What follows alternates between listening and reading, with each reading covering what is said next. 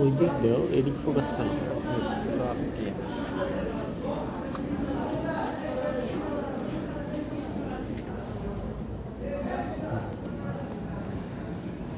দেখেন আমি কি করলাম, এখানে একটা সার্কিট ড্র করলাম, তাই না? এখন এদিকে খেয়াল করেন, দেখেন এটা হচ্ছে আমাদের ডিফারেন্সিয়েটরের একটা সার্কিট। এখানে আমরা 741 আইসিটা ব্যবহার করব। ইনপুট হিসাবে আমরা একটা ট্রায়াঙ্গুলার দিব, ঠিক আছে? এটার হিসাবে আমরা একটা আউটপুট স্কোয়ার পাবো।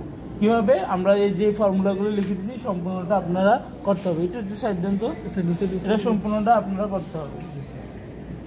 বুঝছি? জি স্যার।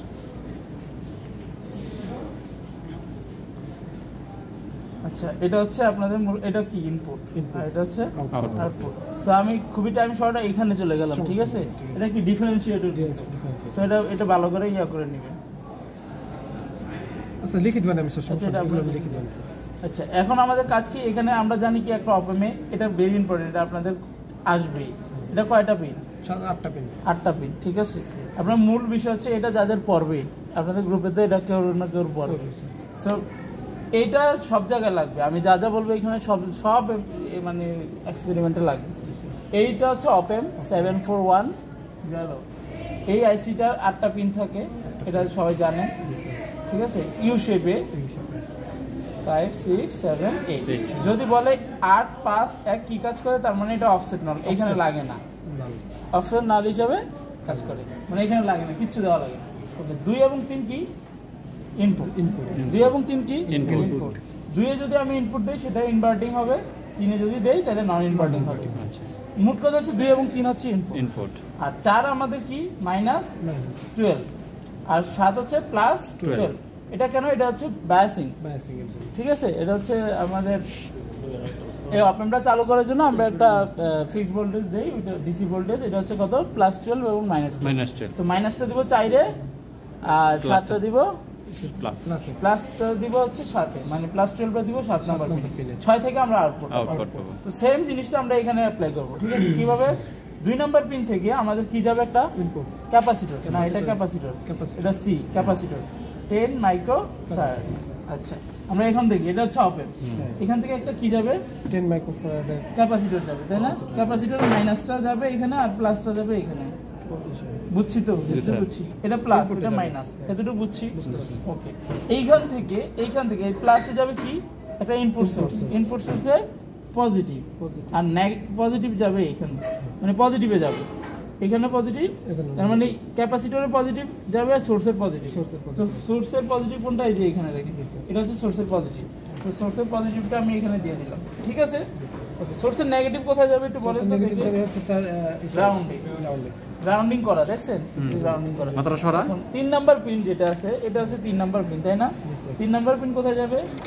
3 নাম্বার পিন যাবে হচ্ছে গ্রাউন্ডে। হ্যাঁ, গ্রাউন্ডে, রাইট। সো 3 নাম্বার পিনটা আমাদের হচ্ছে সরাসরি গ্রাউন্ডে চলে যাবে। 3 নাম্বার পিনও গ্রাউন্ডে। এখন 4 নাম্বার পিন কোথায় বলেন? 4 নাম্বার পিন আপনি না, আপনি বলেন 4 নাম্বার পিন কোথায়? বুঝতেছেন কিনা দেখুন। 4 নম্বর -12 ঠিক আছে? আর 7 নাম্বার পিন কোথায় যাবে? +12। 7 নাম্বার পিন আমাদের +12।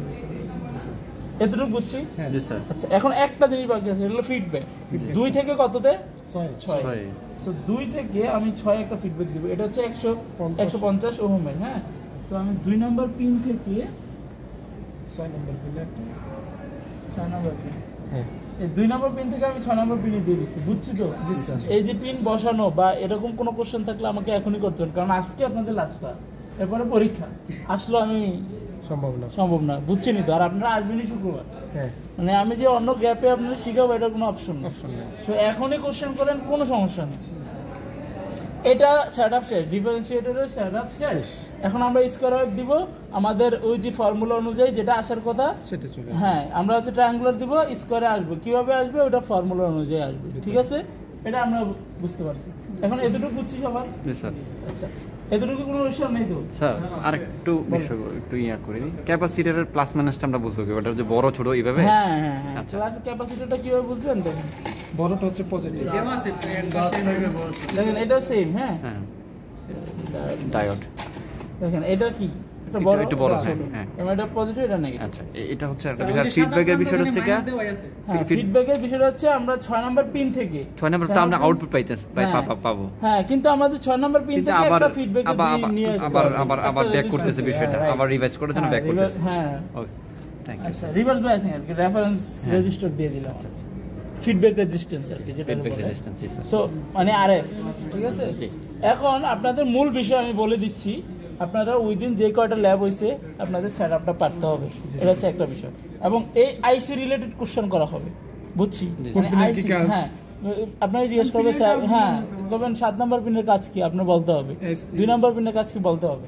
এটা কি মানে পাওয়ার সাপ্লাই দিছি না, এটা হচ্ছে এসি পাওয়ার সাপ্লাই। এখানে 3 ধরনের কাজ হয়, এটা হচ্ছে কি এইটা এখানে অ্যাম্পলিটিউড বা ভোল্টেজ বাড়ানো হয়, ফ্রিকোয়েন্সি বাড়ানো হয়, শেপ বাড়ানো হয়, 3টা শেপ কি কি সাইন স্কয়ার আর ট্রায়াঙ্গুলার।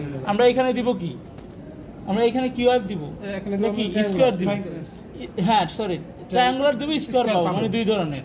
সো এটা বি কেয়ারফুল। এখন আমরা দেখবো যে ট্রায়াঙ্গুলার আদৌ আছে কিনা। বাঁকা আছে